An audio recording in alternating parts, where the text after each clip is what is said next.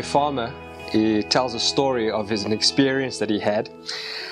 He was reading a passage in the book of John, chapter 15, from verse 1 through to 8. But he kind of stopped halfway when he got to verse 5. So the farmer read these verses and he thought to himself that he has these fruit trees and he would apply the principle of pruning the vine, he would apply to his fruit trees.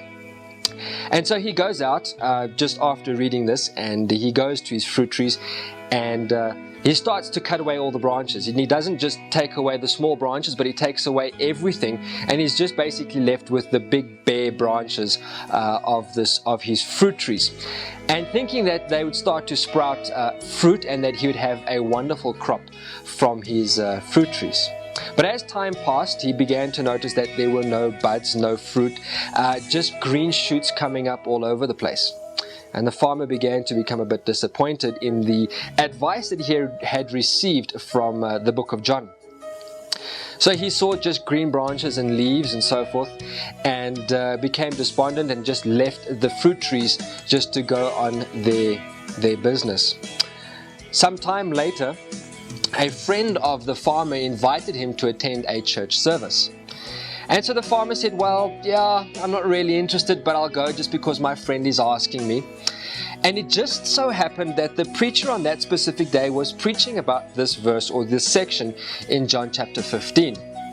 And the preacher went on, and as he went through this explanation of what Christ was saying, he stopped at a specific word that intrigued the farmer.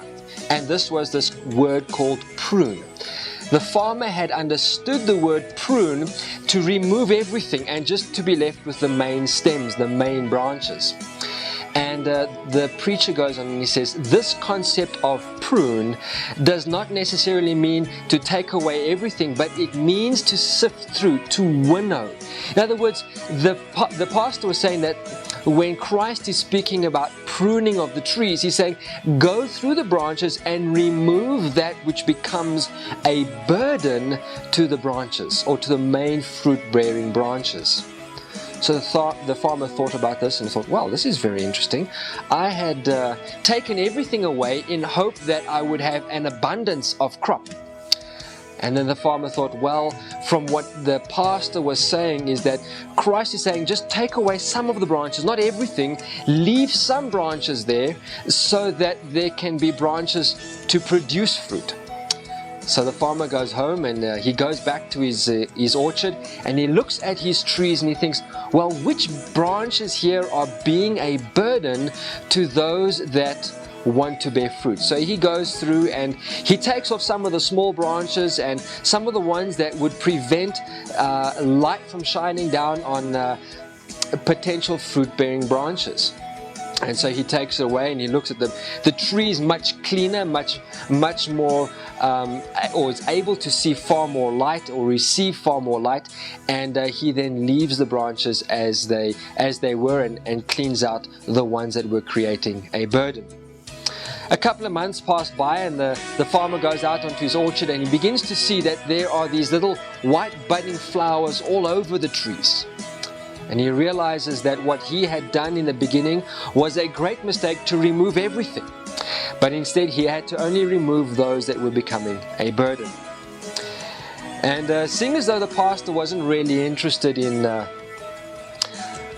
the spiritual aspect of things prior to his experience here with the fruit trees, he began to think about what his experience was regarding these fruit trees.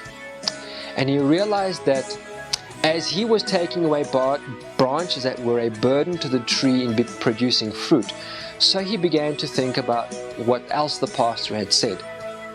And he said that Christ looks at our life, and him being the vine dresser, looks at our lives and asks the question, what is being a burden in our spiritual life? And in so doing, the pastor began to think of his own life. The farmer began to think of his own life and began to realize that God was calling him to allow him, God, to be the dresser in his life.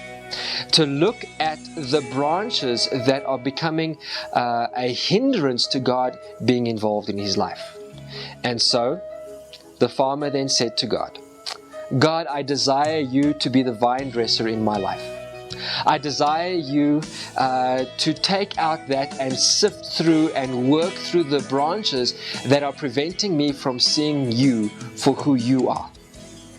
And so the farmer knelt there on the ground and he said, Lord, I desire to produce fruit for you. I desire that you prune and sift through my life and remove that which is in opposition to you. And so as the farmer got up from his knees, he thanked the Lord for the practical application of his fruit trees that he could apply in his life. And he thanked the Father in heaven for the message that he received by the small trees that were in his garden, where he was able to produce fruit for himself and then practically for his life, allow God to work in his life. Do you desire to produce fruit for God in your life? Then pray to God and say, Lord, please will you sift through my branches, that my branches may be cleaned, and that I may produce fruit for you. May God bless you.